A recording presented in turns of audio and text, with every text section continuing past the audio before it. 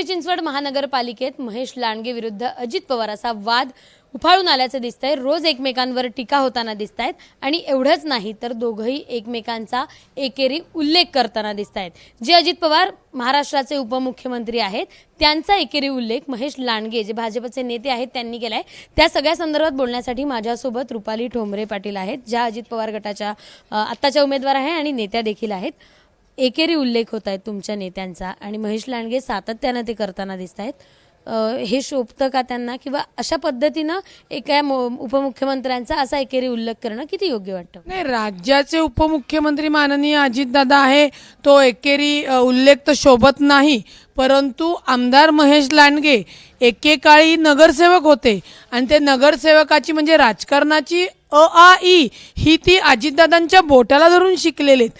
काय झालेलं आहे की पक्ष बदलल्यानंतर भाजपाचे जे काही लोक आहेत लांडगेसारखी ही विनाकारण अपशब्द बोलणे, एकेरी भाषेत बोलणे, म्हणजे पहिली सुरुवात मला वाटतं महेश लांडगेंनी ज्या पद्धतीने केली की अरे तू म्हणला की महाराष्ट्रात तुला हे करून देणार नाही की मग तुला दाखवतो मी बांगड्या भरल्या का।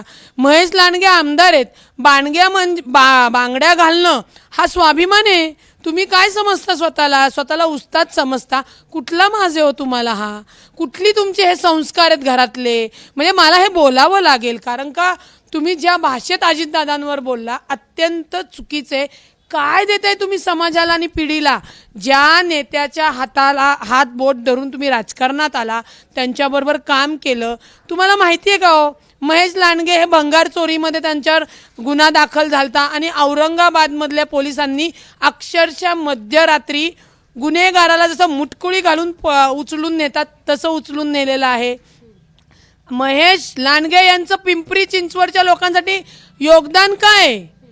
आधी तुम्ही दादांबरोबर काम केलं, दादांनी तुम्हाला सगळी बाराखडी शिकवली। तुम्ही भंगार चोर म्हणतात, काय नेमकं प्रकरण होतं ते? मशीन तिथे जे MIDCच्या कंपनीच्या मशीन्स आहेत तर यांनी दादागिरी हप्तेखोर याच्यावर त्या कंपनीच्या मशीन चोरल्या होत्या, त्या भंगारात विकल्या होत्या, त्याचे पैसे केले होते, हे आरोप आहेत त्यांच्यावर, ते गुन्हे दाखल।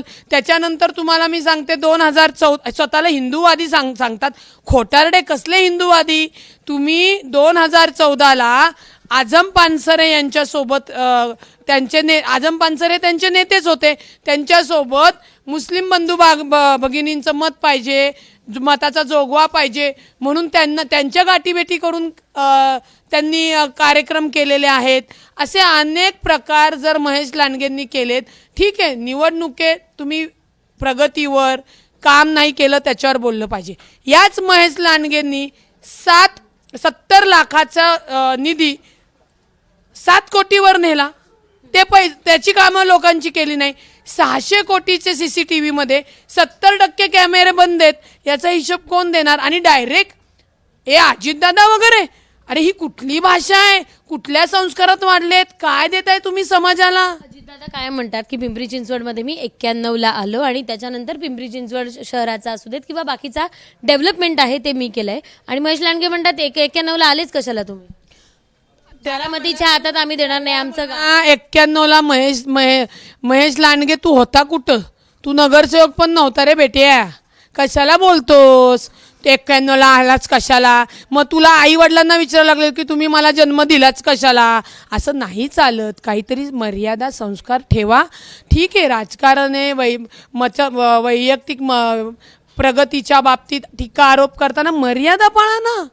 मर्यादा न पाळता अरे तुरे घाण हप्ता वसुलीन हे मला का आमदार भाऊंचं काढावं लागलं, महेशजी आमदार लांडग्यांचं का काढावं लागलं? की कारण तुम्ही अजितदादांवर एकेरी भाषा वापरली आणि लाडक्या बहिणी तुम्ही सांगणार, अहो लाडक्या बहिणी आम्ही आहोत, आम्ही बांगड्या घालतो, या बांगड्याचं महत्त्व आम्हाला विचारा। तुम्ही सन्मान करून बोललं पाहिजे, सौभाग्याचं आमचं लेण आहे, आमची ही मर्दानी ताकद आहे, हीच झाशीची राणी, या जिजाऊ माता। बांगड्या घालूनच त्यांनी छत्रपती शिवाजी महाराज जिजाऊ मातांनी घडवले होते। अहिल्या मातेने राजमाता अहिल्या मला याच बांगड्या घालून अख्ख्या स्वराज्य सुशासनामध्ये चालून दाखवलं होतं। कुठली भाषा वापरताय? आणि लंडनचं काय प्रकरण आहे? ते म्हणतात की लंडनचं काही प्रकरण आहे, ते प्रकरण आहे, अनेक गोष्टी ते बाहेर काढतायत आणि त्यातनं त्यांच्यावर टीका होते. नाही, एक लक्षात घ्या, महेश लांडगेंचा चिठ्ठा कट्टा पिंपरी चिंचवड पूर्ण महाराष्ट्राला माहिती आहे. महेश लांडगे हे काय होते? म्हशीची धारा काढणारे होते. म्हशीच्या धारा काढणाऱ्याने श्रीमंत होऊ नये आमचं असं मत नाही, परंतु त्यांनी ज्या चोरी मारी, मशिनरी भंगारमध्ये विकून, हप्तेखोर, परत चिंचवडच्या देवस्थाने मंदार पुरोहित म्हणून जे आहेत त्यांना गण लावली, स्वतःच्या बंगल्याची NOC घेतली, तुमचे कारनामे आहेत. अहो, आम्हाला सगळं माहिती आहे, पण आम्ही कधीही वैयक्तिक टीका केली नाही. तुम्ही जेव्हा माननीय अजितदादांवर वैयक्तिक टीका केली तर हो, तुम्हाला घरात घुसून तुम्हाला जशाच तसं उत्तर द्यायला आम्ही अजितदादांच्या बहिणीत तयार आहोत. ही भाषा नाही शोभत. आमदार साहेब, काय देताय तुम्ही समाजाला? काय देताय तुम्ही? पिंपरी चिंचवडचा माननीय अजितदादांनी विकास केल्यानंतर तुम्ही ॲटलिस्ट तो लोकांपर्यंत मेंटेन तर करायला पाहिजे होता. तो तर तुम्ही केला नाही. अहो, मधल्या काळात तुम्ही जेव्हा म्हणजे हे सगळी चोरा चपाटी थांबण्यासाठी तुम्ही भाजपमध्ये प्रवेश घेतला, भाजपमधनं त्या सगळ्या तुमचं पांघरुणाखाली झाकलं गेलं. मधल्या काळात तुम्हाला माहिती का, अतिक्रमणची कारवाई दाखवून अनेक लोकांना त्यांनी बेघर केलेलं आहे. जेव्हा मी बोलले तेव्हा मला पिंपरी चिंचवडमधनं अनेकांचे फोन आले, का त्यांची दहशत आहे, ठोकून काढून मारून काढू. तुम्हाला एवढीच मस्ती असेल ना तुमच्या गुन्हेगारीची, तर एकदा आमच्या समोर या, आम्ही दाखवतो की झाशीची राणी काय असते आणि गुन्हेगारी काय असते ते. महेश लांडगे एकेरी बोलले अजित पवारांबाबत आणि आता लांडगे आहेत ते भंगार चोर आहेत असा घणाघात आहे तो रुपाली ठोंबरे यांनी केला. आणि महत्त्वाचं म्हणजे जर तुम्ही गुन्हेगार असाल आणि ठोकून काढूची भाषा करत असाल तर आम्ही समोर येऊन बोलायला तयार आहोत, असंही मत रुपाली ठोंबरे यांनी व्यक्त केलंय. कॅमेरामन राजेश बिडकरसह शिवानी पांढरे, ABP माझा, पुणे. ABP माझा, उघडा डोळे बघा नीट.